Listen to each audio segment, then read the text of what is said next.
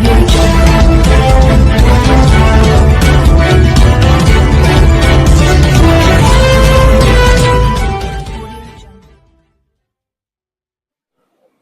మహనీయుడు vision Telugu Desam party అని CM Chandrababu అన్నారు. ఆదర్శం కోసం పుట్టిన పార్టీ తమదని పేర్కొన్నారు. టీడీపీ కేంద్ర కార్యాలయంలో పార్టీ 43వ ఆవిర్భావ వేడుకలను ఘనంగా నిర్వహించారు. ఈ కార్యక్రమంలో పాల్గొని చంద్రబాబు మాట్లాడారు. ఎన్టీఆర్ లాంటి వ్యక్తి మళ్ళా పుట్టడు, పుట్టాలంటే మళ్ళీ ఎన్టీఆర్ పుడితే తప్ప ఎవరికి ఆ గుర్తింపు రాదని చెప్పి కూడా నేను మీకు తెలియజేస్తున్నా. అంతవరకు రాజకీయాలు చూస్తే ఒక పరిపాలన, పెత్తందారి వ్యవస్థ. మామూలుగా ఎమ్మెల్యేలంటే అందులో షెడ్యూల్ కులాలంటే చదువు రాని వాళ్ళని పెట్టి ఎక్కడికక్కడ పెత్తనం చేసే రోజులవి. మొట్టమొదటిసారిగా ఎన్టీ రామారావు గారు వచ్చిన తర్వాత చదువుకున్న వారిని రాజకీయాల్లోకి తెచ్చిన ఏకైక నాయకుడు నందమూరి తారక రామారావు గారు అని చెప్పి మీకు విజ్ఞప్తి చేస్తున్నా. అది కూడా ఒక విజన్. రాష్ట్రం బాగుండాలంటే యువ రక్తం రావాలి. అంతవరకు ట్రెడిషనల్గా ఉండే పాలిటీషియన్స్ పోవాలి. అదే మరిగా చదువుకున్న వ్యక్తులు రావాలని ఆ రోజు ఆలోచించిన వ్యక్తి ఎన్టీ రామారావు గారు. ఇంకో పక్క మీరు ఒక్కసారి చూస్తే అంతవరకు పరిపాలనకే పరిమితమైన ప్రభుత్వాలు పేదల సంక్షేమానికి నాంది పలికిన మహానుభావుడు ఎన్టీ రామారావు గారు అని చెప్పి నేను మీకు తెలియజేస్తున్నా. ఇదే కాదు, అప్పటి వరకు ఎంతోమంది మనం చూసాం పరిపాలనలో అనుభవం ఉండి ఎలాంటి సంస్కరణ జాని వ్యక్తులు. ఉండమ్మా, ప్లీజ్ ఉండు. తమ్ముడు ఉండు, మాట్లాడుతూ ఉండండి. మీ సమస్య మీది, మీకు చెప్పాం కదా, మాట్లాడతాం కదా, మీ పనులుగా చేయడానికి. కూర్చోండి. వాళ్ళ ఆ పక్కది ఏంటి, కొంచెం కూర్చో. కూర్చో. ఈ సమస్యలు ఉన్నాయి, మాట్లాడుతూ ఉన్నాం కదా. వాళ్ళని అటు తీసుకురండి, కలుస్తాను నేను. ఆ కుర్చీ తీసి ఆ పక్కన నిలబెట్టండి, నేను వచ్చి కలుస్తాను బయటప్పుడు.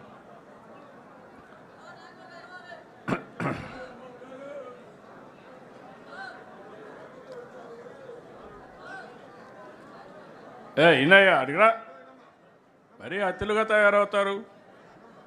సమయం సందర్భం కూడా ఆలోచించుకోవాలి వ్యక్తులు కూడా. ఈరోజు ఒక శుభ సందర్భంలో మనం రాష్ట్రం అంతా ఒక మెసేజ్ ఇవ్వాలనుకున్నప్పుడు మీరు కాగితాలు ఇచ్చారు, అన్ని కాగితాలు తీసుకున్నాం, ఆ పనే చేస్తాం, మళ్ళీ చేస్తాం.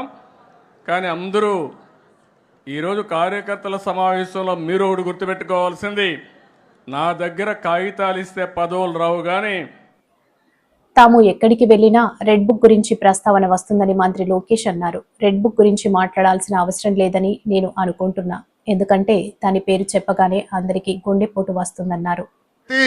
అన్న ఎన్టీఆర్ 43 ఏళ్ల ప్రయాణంలో ఎన్నో విజయాలు చూసాం, ఎన్నో సంక్షోభాలు ఎదుర్కొన్నాం. కానీ ఎన్ని కష్టాలు వచ్చినా ఎత్తిన పసుపు జెండా దించకుండా, మడిమ తిప్పకుండా తెలుగుదేశం పార్టీకి కాపలా కాసింది ఈ పసుపు సైన్యం. ప్రత్యర్థులు మీద పడిన, మీసాలు మిలేసి తొడగొట్టిన అంజిరెడ్డి తాతనే మన ధైర్యం. మెడపై కత్తి పెట్టి వాళ్ళ నాయకుడు పేరు చెప్పమంటే జై తెలుగుదేశం, జై చంద్రబాబు అని చెప్పి ప్రాణాలు వదిలిన చంద్రయ్య గారు మన పౌరుషం.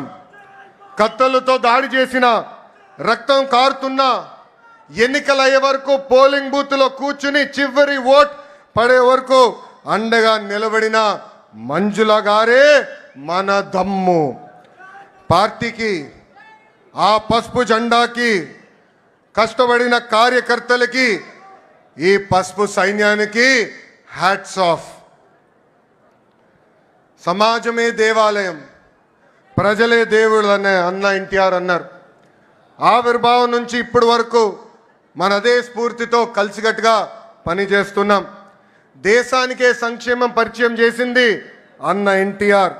దేశానికి అభివృద్ధి ఏంటో చేసి చూపించింది మన చంద్రన్న. తెలుగువారి ఆత్మగౌరవం ఢిల్లీకి తెలిసేలాగా చేసింది అన్న ఎన్టీఆర్ అయితే, తెలుగువాడి ప్రపంచాన్ని పట్టణంలో పెట్టింది, నిలబెట్టింది మన నాయకుడు చంద్రన్న.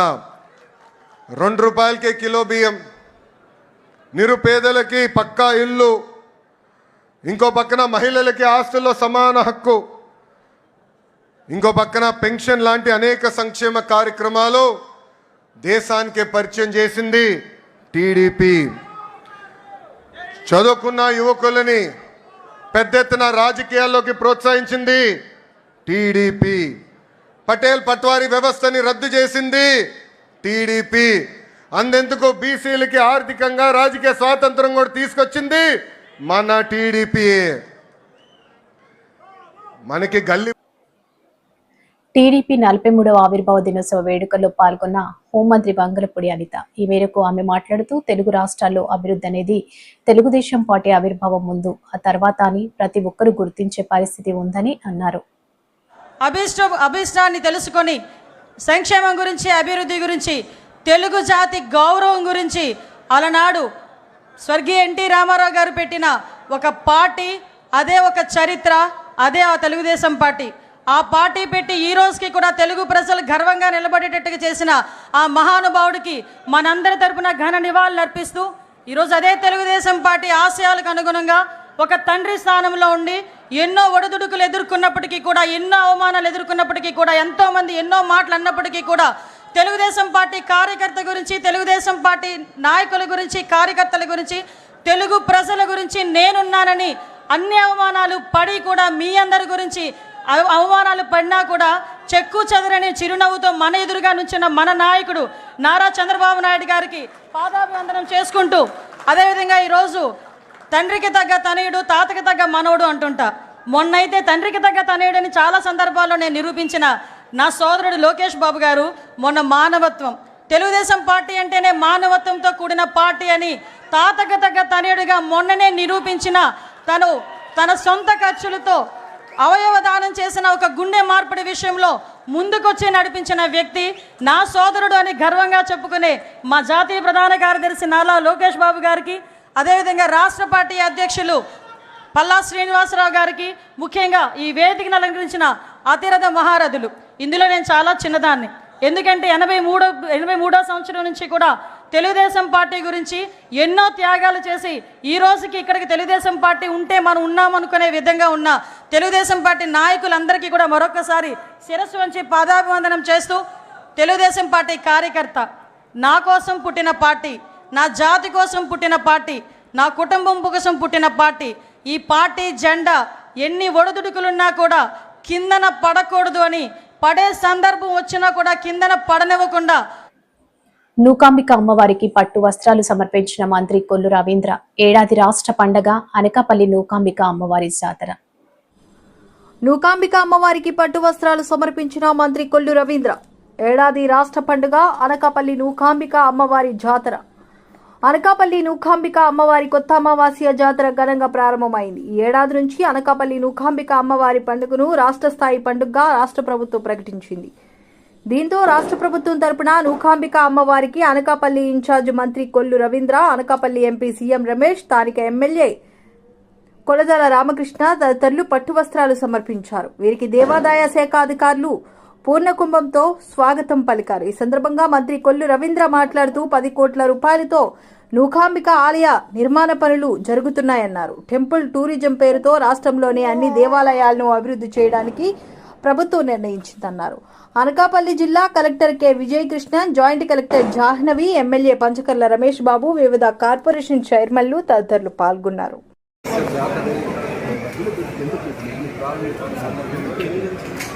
రాష్ట్ర ప్రభుత్వం తరఫున అమ్మవారికి ఇది రాష్ట్ర పండుగ,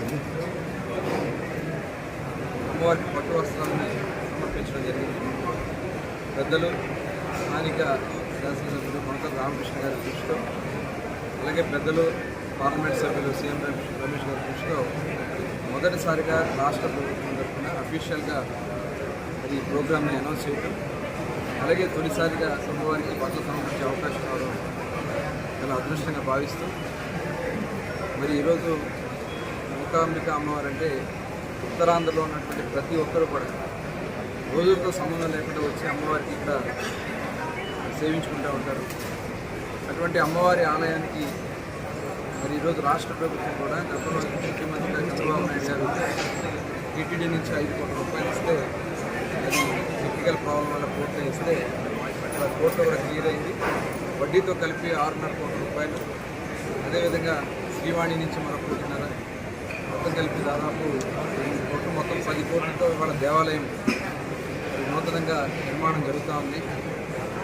బహుశా రాబోయే కాలంలో గౌరవ ముఖ్యమంత్రి చంద్రబాబు నాయుడు గారి చేతుల మీదుగా అమ్మవారి ఆలయాన్ని ప్రారంభించుకోవడం జరుగుతుంది. ఇటువంటి ఆలయాలు సనాతన ధర్మం, సనాతన అంటే సద్ధర్మం. మరో 3 రోజుల్లో పవిత్ర రంజాన్ పర్వదినం వస్తున్న నేపథ్యంలో విశాఖ జిల్లా గాజువాక నియోజకవర్గం వ్యాప్తంగా ఉన్న మసీదులలో సందడి వాతావరణం నెలకొంది. మరో 3 రోజుల్లో పవిత్ర రంజాన్ పర్వదినం వస్తున్న నేపథ్యంలో విశాఖ జిల్లా గాజువాక నియోజకవర్గ వ్యాప్తంగా ఉన్న మసీద్లలో సందడి వాతావరణం నెలకొంది. నెల రోజులుగా ఉపవాస దీక్ష చేపడుతున్న ముస్లింలకు అన్ని వర్గాల ప్రజలు శుభాకాంక్షలు తెలియజేస్తున్నారు. ఇక్కడి 87వ వార్డ్ వడ్లపూడిలో మసీద్ ఈ అహ్లే హదీస్లో జరిగిన కార్యక్రమంలో ఎమ్మెల్యే పల్లె శ్రీనివాసరావు ముఖ్య అతిథిగా పాల్గొన్నారు. ముస్లింలు సమైక్యతను చాటుతూ రంజాన్ ద్వారా ప్రజలకు మంచి సందేశం ఇస్తున్నారని ప్రభుత్వం అండగా ఉంటుందని చెప్పారు. కార్యక్రమంలో వార్డు కార్పొరేటర్ బొండా జగన్, రాజన్ రాజు, షైక్ సూర్ సాహెబ్, మౌలీ సాహెబ్, షైక్ ఇస్మాయిల్, షైక్ అలీ సాహెబ్, అబ్దుల్లా రహీం తదితరులు పాల్గొన్నారు. ప్రపంచ శాంతి కోసం, అందుకే మనం రంజాన్ మాసం అంటేనే ప్రపంచ శాంతి కోసం చేస్తున్నటువంటి పూజగా మనం భావిస్తాం. కనుక మనం చేస్తున్నటువంటి ఈ పూజలు ఏవైతే ఉన్నాయో అవన్నీ ఫలించాలని, ప్రతి ఒక్కరు కూడా సంతోషంగా ఉండాలని, మన పిల్లలందరూ కూడా మంచిగా సుఖశాంతులతో ఉండాలని, మంచిగా స్థిరపడాలని, అలాగే ఈ ప్రాంతం సుభిక్షంగా ఉండాలని, మత సామరస్యానికి చిహ్నంగా మన ప్రాంతం ఉండాలని చెప్పేసి నేను కోరుకుంటున్నాను. ఖచ్చితంగా మీకు ఏ అవసరం ఉన్నా సరే మేము అందుబాటులో ఉంటామని కూడా ఈ సందర్భంగా తెలియజేస్తున్నాను. అలాగే ఈరోజు మన వక్ఫ్ చట్టం మీద కూడా కొన్ని ఆలోచనలు చేస్తున్నాయి. ఎవరు ఏం చేసినప్పటికీ కూడా ముస్లిం సోదరుల పక్షాన ఉండడం మా బాధ్యతగా మేము భావిస్తామని చెప్పేసి ఈ సందర్భంగా నేను తెలియజేస్తున్నాను. ఇవే కాకుండా మనకి మన ఆస్తులు పరిరక్షించుకునే విషయంలో కానీ, మన అభివృద్ధి కార్యక్రమాల్లో కానీ మేము ఎప్పుడు కూడా మీకు అండగా ఉంటామని చెప్పేసి మీ అందరికీ తెలియజేస్తున్నాం. మేము ఎప్పుడు కూడా ఈరోజు మీకు చెప్పాలంటే మన ముస్లిం సోదరులకి ఆ రోజు ఎమ్మెల్సీ స్పీకర్గా ఇవ్వడం కానీ, ఈరోజు ఫరూక్ గారిని మినిస్టర్గా చేయడం కానీ, ముస్లిం సోదరులకి రాజకీయంగా ప్రోత్సహించాలని ఎప్పుడు కూడా తెలుగుదేశం బాధిస్తుందని చెప్పేసి ఈ సందర్భంగా తెలియజేస్తున్నాం. అలాగే మనం కూడా కేవలం మన బ్రతుకుతే చాలు అనే విధంగా కాకుండా మన పిల్లలు కూడా నాయకత్వం తీసుకునే విధంగా మనం ప్రోత్సహించాలని, ముఖ్యంగా మన పిల్లల్ని నాయకత్వం వైపు, రాజకీయ నాయకత్వం వైపు నడిపించేటట్టుగా మనందరూ కూడా పిల్లలను ప్రోత్సహించాలని, యువతను ప్రోత్సహించాలని కూడా ఈ సందర్భంగా తెలియజేస్తున్నారు. మన యువతకు ఏ అవసరం ఉన్నా సరే మేము అందుబాటులో ఉంటామని మరొకసారి మీకు పాటిస్తూ, తెలుగుదేశం పార్టీ ప్రజల పార్టీ అని, ఆ పార్టీ ప్రపంచనాన్ని ఆపడం ఎవరి తరం కూడా కాదని తెలుగుదేశం పార్టీ 43వ ఆవిర్భావ దినోత్సవాన్ని బీచ్ రోడ్డులో ఎన్టీఆర్ విగ్రహానికి తెలుగు శక్తి అధ్యక్షుడు బివి రామ్ శనివారం ఉదయం పూలమాలలు వేసి నివాళులు అర్పించారు. ఈ సందర్భంగా రామ్ మాట్లాడారు. ఇవాళ ప్రతి ఒక్క కార్యకర్త తెలుగుదేశం పార్టీ కూడా గర్వపడుతున్నారు. ఇవాళ ఆంధ్రప్రదేశ్ చరిత్రని ప్రపంచ వ్యక్తి చంద్రబాబు నాయుడు గారు. చంద్రబాబు నాయకత్వంలో తెలుగుదేశం పార్టీ ఇంకా ముందు దూసుకెళ్ళిపోతుంది. ఇవాళ ప్రతి ఒక్క కార్యకర్త కాంగ్రెస్ ఎగరేసుకొని మేము తెలుగుదేశం పార్టీ అని చెప్పుకునే దమ్ము ధైర్యం ఉంది. ఇవాళ ఏ పార్టీలో కూడా అది లేదు. అందువల్ల మేము ఒకటే కోరుతున్నాం, రానున్న రోజుల్లో చంద్రబాబు గారి నాయకత్వం ఇంకా ఆంధ్రప్రదేశ్ ముందు దూసుకోవడం ఖాయం. రాష్ట్రం నుండి దేశంలోనే ఆంధ్రప్రదేశ్ నంబర్ రాష్ట్రం చేసే సత్తా మనం చేస్తాం. జై ఎన్టీఆర్. జై ఎన్టీఆర్. 1982 మార్చి 29న అసెంబ్లీ దగ్గర ఉన్నటువంటి శాసనసభ్యుల నివాసాల దగ్గర ప్రారంభమైంది. ఆ రోజు మేము ఒక విద్యార్థిగా పాల్గొన్నప్పుడు ఎన్టీ రామారావు గారు చేసినటువంటి ఒకే ఒకటి తెలుగుదేశం పార్టీ కార్యకర్త ప్రతి ఒక్కరూ కూడా నీతి నిజాయితీగా న్యాయంగా ధర్మంగా వెళ్ళాలి, మనం ప్రజల కోసం పనిచేయాలి, పౌరుల హక్కుల కోసం పనిచేయాలని చాలా స్పష్టంగా తెలియజేశారు. తెలుగుదేశం పార్టీ ఆవిర్భావ దినోత్సవంగా ఈరోజు విశాఖపట్నంలో బివి రాము గారు తెలుగు శక్తి మీట్ చేస్తున్న దీన్ని నేను చాలా అభినందిస్తూ ఇక్కడ వచ్చిన మిగతా వాళ్ళందరికీ కూడా తెలుగుదేశం పార్టీ నుంచి నేను ప్రత్యేకంగా అభినందనలు తెలియజేస్తున్నాను. తెలుగుదేశం పార్టీ 43వ తెలుగుదేశం పార్టీ ఆవిర్భావ దినోత్సవం నాడు అన్నగారు సినీ నటుడిగా ఆయన జీవితం ప్రారంభించి మరి ప్రజల్లో తెలుగు ప్రజల్లో భగవంతుని స్థాయికి వెళ్ళాడు. అయితే ప్రజలకి ఏదో చేయాలి, వారు నన్ను ఇంతవరకు తీసుకొచ్చారు, నన్ను ఇంత గౌరవిస్తున్నారు, ఈ రాష్ట్రంలో తెలుగు వారికి ఒక గుర్తింపు లేకుండా మద్రాసీలనే పిలువబడే ఆ రోజుల్లో ఆయన చాలా ఫీల్ అయ్యి తెలుగు వారికి నేను న్యాయం చేయాలి, ఎలా చేయాలని ఆలోచించినప్పుడు మార్చి 29వ తేదీన మరి ఆ రోజు తెలుగుదేశం పార్టీ జెండా ఎగరేసి నేను ఉన్నాను, మీకు తెలుగు వారికి అండగా ఉంటానని చెప్పి నాడు 35 సంవత్సరాల కాంగ్రెస్ ప్రభుత్వాన్ని తూర్పు గోదావరి జిల్లాలోని రాజమండ్రి గడిచిన 4-5 రోజులుగా అట్టుడికి పోతుందని మాజీ ఎంపీ మార్కాని భరత్రాం ఆరోపించారు. మహిళలపై వేధింపులు, మానభంగాలు జరుగుతున్నాయని పాస్టర్ ప్రవీణ్ మృతి కేసులో మంత్రి లోకేష్ బాధ్యతారహితంగా ట్వీట్ చేయడం దారుణం. మీకు ఏ రకమైన విలువ ఉంది అని అడుగుతా ఉన్నా. ఇప్పుడు ఆ పాస్టర్ గారు క్రైస్తవులే కావచ్చు, క్రైస్తవులైనా హిందువులైనా ముస్లింలైనా ఎవరైనా మనుషులే కదండి. మరి ఆ మనుషుల యొక్క హత్య జరిగింది అని చెప్పి మొత్తం క్రైస్తవ సంఘాలు అందరూ ప్రజలందరూ కూడా భావిస్తూ ఉంటుంటే దాన్ని ఇమీడియట్గా సత్వరమే దాన్ని దర్యాప్తు చేసి అసలు ఇప్పుడు దాకా రిపోర్ట్ ఇవ్వకోకుండా ఎందుకు ఆగుతూ ఉన్నారన్నారనేది అర్థం కాని ప్రశ్న కింద కనబడతా ఉంది ఈ అంశము. రెండోది, మొన్న ఫార్మసిస్ట్ ఉన్న పాప అంజలి 6th ఆమె ఫైనల్ ఇయర్ చదువుతున్న పాప ఆమె సూసైడ్ చేసుకున్నది. ఎందుకు చేసుకున్నది, ఏ కారణంతో చేసుకున్నది, మొత్తము ఇక్కడ సూసైడ్ నోట్లో మొత్తం క్లియర్ కట్గా ఆ అమ్మాయి రాసుకుని ఇట్లా జరిగింది, నాలాగా వేరే అమ్మాయికి ఎవరికి కూడా జరగకూడదు అని ఈ పలానా ఈ దీపక్ అనే ఏజిఎం కిందన బొలినేని హాస్పిటల్లో కిమ్స్ హాస్పిటల్లో అతను ఉద్యోగం చేస్తున్న వ్యక్తి, అతని ట్రాక్ రికార్డు కూడా చాలా బ్యాడ్గా ఉందని కూడా తెలుస్తూ ఉంది. మరి అతను ఇలా ఈ రకంగా నన్ను టార్చర్ పెట్టాడు, ఇంకా ఆ అమ్మాయిని కొట్టిన ఫొటోస్ కూడా ఉన్నాయి, అవి కూడా త్వరలో న్యాయం జరగకపోతే ఇవన్నీ కూడా రిలీజ్ చేస్తాం. అమ్మాయిని కొట్టిన ఫోటోలు మొత్తం అంతా కూడా వాపులతో ఉన్న ఫొటోస్ ఇవన్నీ కూడా కనబడతా ఉన్నాయి. నేను ఒక అంశం చెప్తా ఉన్నా, ఇవాళ తల్లిదండ్రులు ఇద్దరినీ కూడా ఇక్కడ కూర్చోబెట్టుకుని నేను ప్రెస్ మీట్ పెడుతున్నానంటే అసలు గవర్నమెంట్ వైఫల్యం కింద కనబడుతుందా లేదా అని అడుగుతాను. అసలు తల్లిదండ్రులు ఒకవేళ న్యాయం జరిగితే నా దగ్గరికి ఎందుకు వస్తారండి? అక్కడ హాస్పిటల్ దగ్గర గడిచిన 3-4 రోజుల నుంచి కూడా పడిగాపులు కాస్తూ ఉన్నారు. హాస్పిటల్ యాజమాన్యం కూడా వాళ్ళు కూడా